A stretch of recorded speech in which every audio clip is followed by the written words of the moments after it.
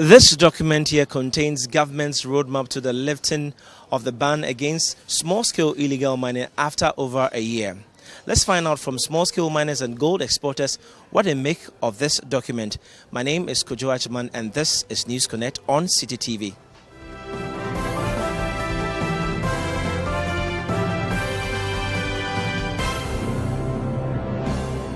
If you had the power to implement this roadmap, how would you go about it? Yeah, in the implementation, we have drones that has been brought in. Are we going to wait till this roadmap is started before we start using all these things? The personnel, we have some already on the grounds. The additional personnel, what does it take to bring them on board? There are students from the UMAT who are sitting in the house. There are some who are even doing their national services. We can take these people immediately and put them in all these various places for them to start work. First and foremost, the illegal mining is still ongoing. So that is the first thing that we need to clear. And we can use these personnel to start working on them because these are professionals. So we are talking about mining engineers, geological engineers, mineral engineers. All these people on board to take up this work. In our situation, this is how we're going to start. Let the personnel be on board. Let them start their operation. Whilst we regularize those who have been licensed to operate. This will not take a month for us to even take out those who are still operational, who have the licenses, and those whose licenses have expired. Then we start putting them on their various concessions to work. Whilst we have all these personnel there to monitor them and to give our evaluation report weekly or monthly to the commission or whichever organization will be entrusted to handle it. What I would say is that irrespective of whoever you put there, is the mindset of the people. We should all be law-abiding because we are not God. If you put people there and they don't do the right thing, if you send them there to go and implement whatever the roadmap is and they start taking bribes and stuff, obviously we are not going to solve the problem. I'm not looking at how we are going to solve it. My problem is who is going to solve it. The people. We should be patriotic. We should know that this is Ghana.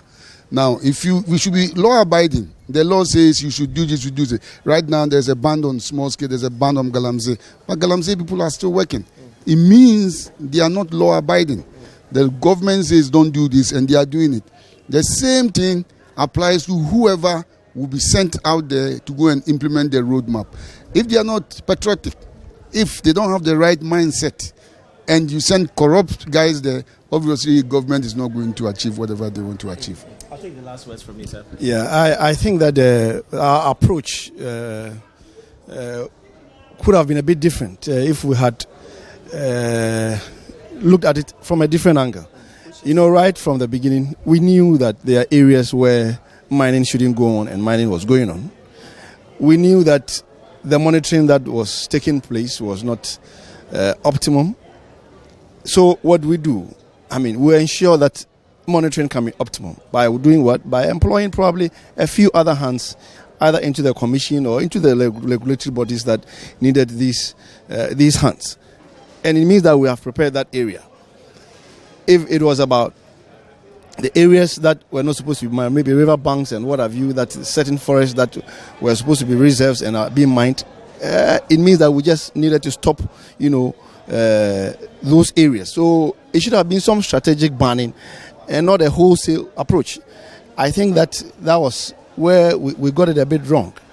But nevertheless, it's happened. And now we have, reinforced the various agencies and what have you. So I think that we would have to pick up a bit in terms of speed. All right, so first of all, this roadmap has been outlawed. What are some of the lapses that you are seeing in the roadmap? I'll start with you, Godwin.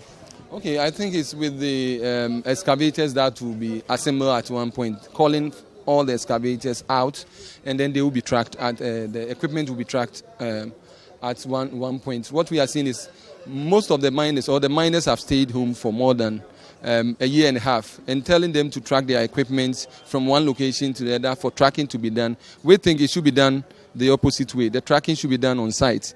So after the vetting, miners will be tracked. You know the equipment that you have. And it's not every miner who has got equipment. Some go to the open market to go and rent those equipment. What is going to be done to that?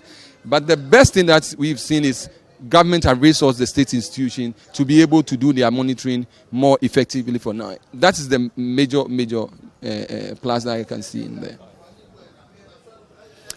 Yes. The lapses. Yeah, of course. I mean, basically, it's about the tracking. Because, for instance, the minister stipulated that there will be vetting. So that presupposes that the vetting will be done with a license vis-a-vis where the concession is located. And so the people who are going to do the vetting, they can ask the group that is going to track the equipment to go there. Whilst they are doing the vetting, they are also putting the trackers on those heavy-duty equipment. That is the miners that have their own excavators.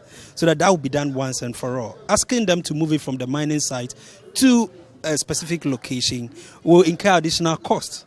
And that means that the whole process is now going to be expensive. Now the question is, who is going to bear that cost? We were told that he was not definite, but he said that it may be the case that small-scale miners are going to bear the cost because you are the people going to use the machine. Yeah, so basically the issue here is the cost. So that at the end of the day, if the committee is going to bear the cost, okay, we'll have it ourselves. But then if that cost is going to be on the small-scale miner, then that will be very unfair on our part. But you are mining the gold. Why should someone pay for your work? Maybe you have forgotten that for the past 18 months, we have not been mining, and we have a whole lot of huge debt hanging around our neck. Even restarting capital is going to be very difficult for us. And so it's really going to be very unfair if that charge will also be transferred onto us. Yes. I'll come back to you. So the minister failed to give us timelines as to when the ban will be lifted. What is your comment on this? Well, the ban has been delayed already. It's far overdue. We are supposed to go and work, long ago.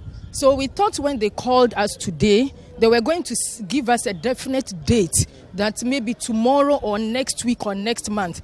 But this is, a program that they are now even thinking of. We are not excited. They should tell us the date. That is it. And then we know that, yes, they have given us the date. So if we want to be happy, then we know the president has done something for us. But telling us we will be going back to work before Christmas, this is not what is going to make us happy. If they tell us that a definite date, that is better.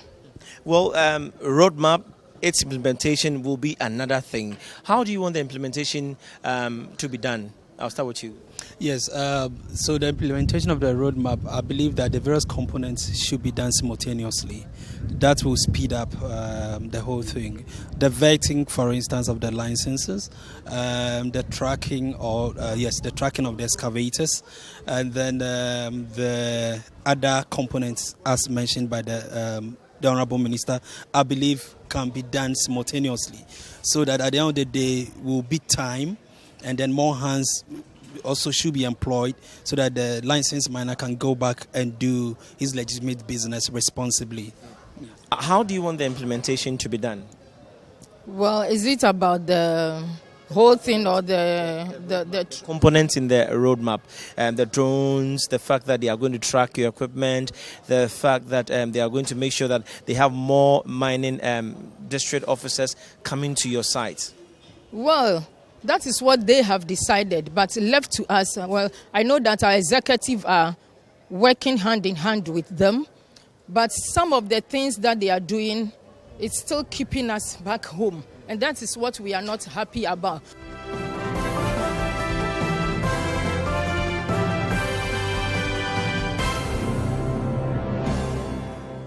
That'll be all for this episode of News Connect on City TV. My name is Kojo Ajman. Let's connect soon.